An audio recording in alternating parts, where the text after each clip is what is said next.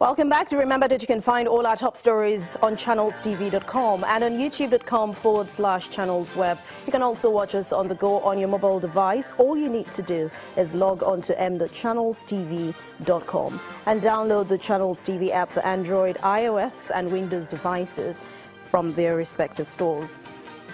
Having the Channels TV and the Channels 24 apps will give you access to news and updates. You'll also have access to the Eyewitness feature, with which you can be part of the news. Just install the app, then tap and swipe to reveal the menu. Follow the instructions you see to share pictures, videos, or news of happenings around you.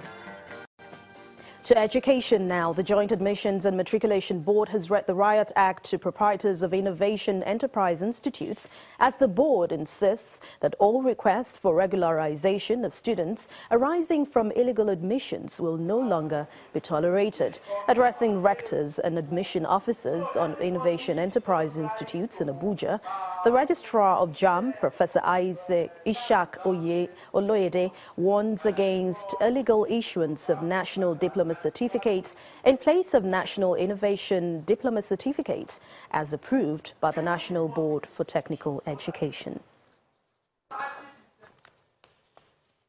A reading nation is an informed nation. The way of life of a nation is, of course, influenced by the percentage of its citizens who are literate.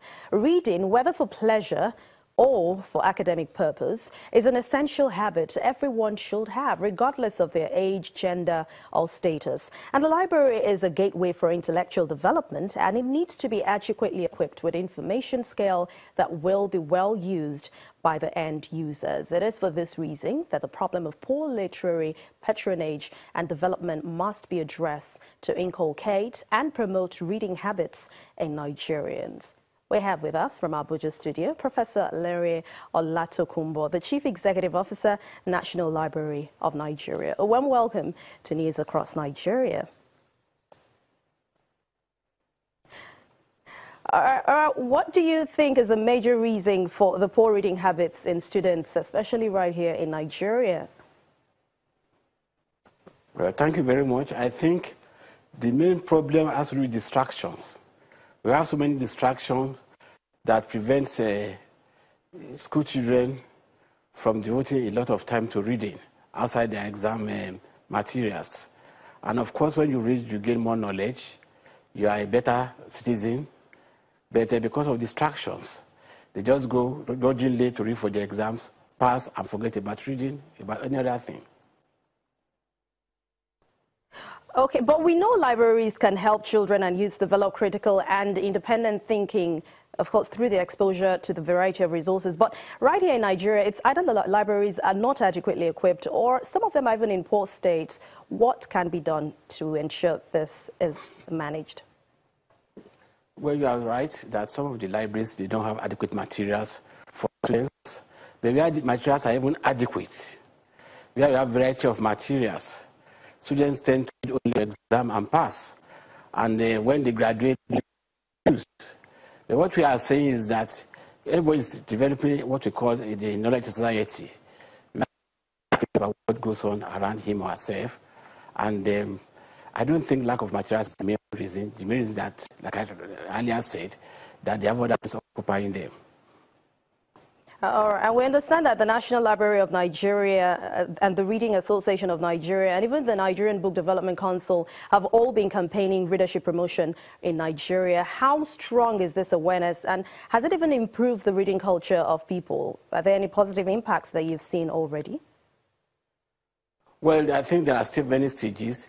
The first is even to create awareness, to let them know the importance of reading. Because, like we've said, the reading culture in Nigeria is very bad. I mean, when you have top reading nations, Nigeria is nowhere near top reading nations.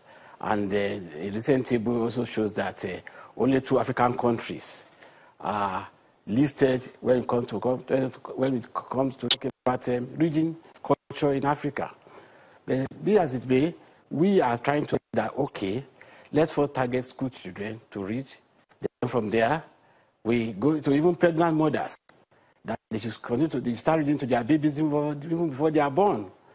When they are born, they will not, that practice will be sustained, so that right from cradle, children know that they have to read. So that is exactly what we are trying to do. And in addition to that, we are even trying to see if we can establish book clubs throughout Nigeria. We want to try and pioneer it. We want to partner with NYC. We are working on that. So that because NYC has the spread all over the country, so that we can encourage them. We can provide the seed money for us to start book clubs, just to create that awareness. That's the first stage. Then after that, we probably organize a series of workshops on how we can reading.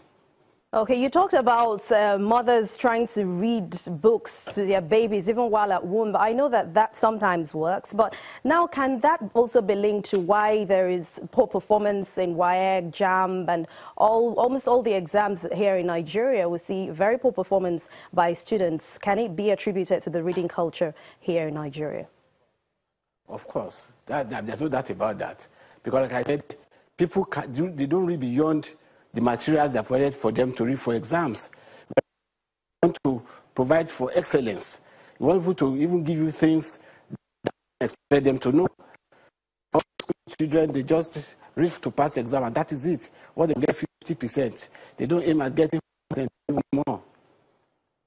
All right, Mr. Larry, so if we are saying the reading culture must be improved in schools, what is being done by the government to ensure that schools have efficient, even in the libraries they have, at least they have enough books and enough resources for the students? Well, this present government is really trying because, for example, they've provided enough money for us to fund the leadership promotion campaign. And we are also working so hard to develop school libraries because according to Nigerian education policy, every school is supposed to have a school library. But many of the schools don't have school libraries. And even those that have school libraries, whenever they expand enrollment, they turn those libraries into classrooms. So we are focusing on that. The Honorable Minister of Education, Alhaji Adamu, is working very hard so that we ensure that all schools have libraries, and these school libraries will be manned by trained staff. So we are even trying to look at the universities to establish more library schools so that we can train librarians who will man these schools. So the government is working towards that line. Very much. Chief Executive Officer, National Library of Nigeria, Mr. Larry Aino. Thank you so much for your time on News Across Nigeria. We move to Delta State now, where the government has organized a training session for all civil engineers in the State Ministry of Works. The purpose of this retreat, according to the Commissioner of Works, Mr. James Agoye, is to improve their performance. We discovered that for the past years, the field engineers have not been going for in-service training. They've not been a retreat of any sort. So I felt there's need for us to gather them together, bring experts, more experienced persons to come around and talk to them to ensure that they improve in their work, especially with the huge resources which the Delta State government is putting into the construction of works, bridges and drainages. And so if they are not well grounded, it therefore means that what we are putting in will not get the desired results. And so the essence of this is to get the engineers properly equipped, properly prepared for the next construction season. We'll be talking agriculture when News Across Nigeria returns, and what is happening to ensure a cocoa processing plant in a part of Nigeria. Please stay with us.